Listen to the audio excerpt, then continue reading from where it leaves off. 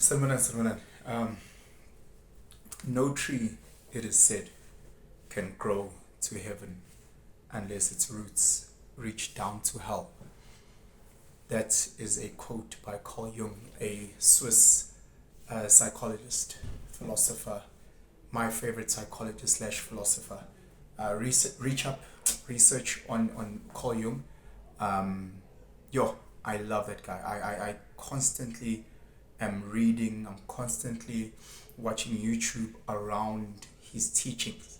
Um, Born in the late 1800s, 1875 or something, and lived to like 85. So he's got a lot of nuggets and he's released a lot of books talking about different things. But the one book that really hits me is his writings on the shadow. So, how Carl Jung breaks this down, he talks of your conscious mind and your subconscious mind.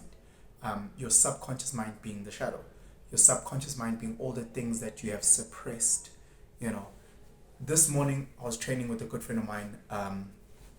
It's a kid I taught back in the day. Obviously now he's grown up and he's such an amazing guy from an amazing family.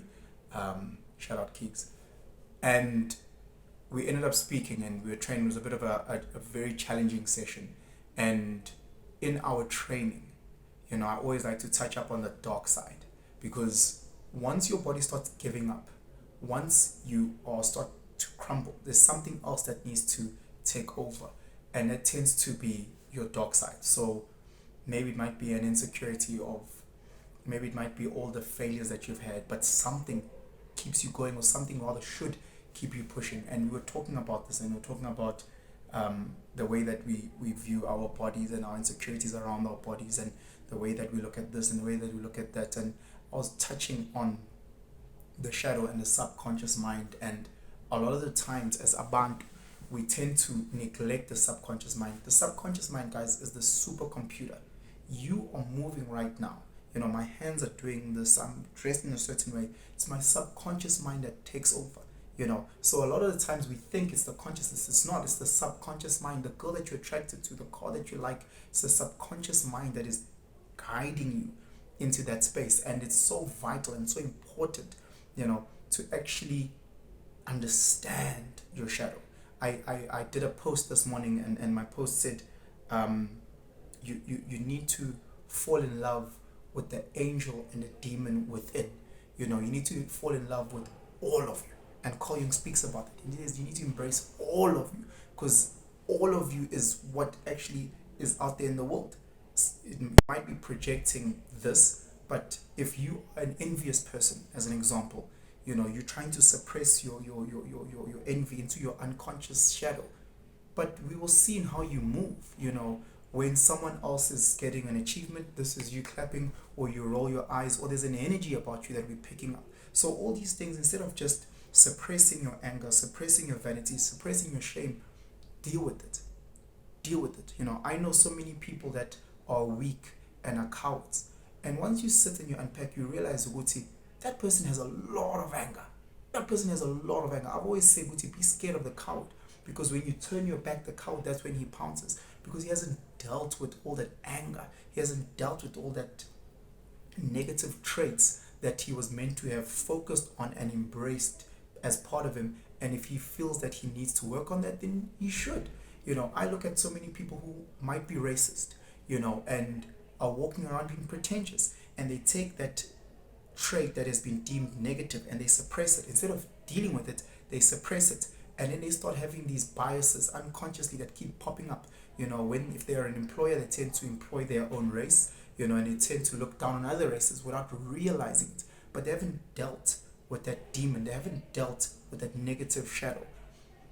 Guys, your shadow is such a powerful thing. It is the bottom of this iceberg, of all your suppressed things. It is growing up when your mom said, don't laugh at that person who is crippled, whatever, and you suppressed it. You didn't deal with it. So now you don't find a person who is physically challenged, you don't find them attractive because of a bias. You don't find a certain car brand, you don't find a certain this or certain that or certain race going back there, or horse, or whatever the case is, because of this bias that you have, because you haven't dealt with all those things. You haven't dealt with your insecurities. You haven't dealt with your own fucking. So you are walking around just the top part of your iceberg. Just the top part of your iceberg. I was listening to Mike Tyson talk to Francis Ngannou, and he was talking to Francis Ngannou about his achievements, Francis' achievement as a champion heavyweight fighter within the UFC. And he was saying, Wuti, Francis, you are highly favored by God. Highly favored by God. And Francis is like nodding. And he says, that means that you are also favored by the devil. The same way that God wants to use you as a vessel, the same way that the devil also wants to use you as a vessel.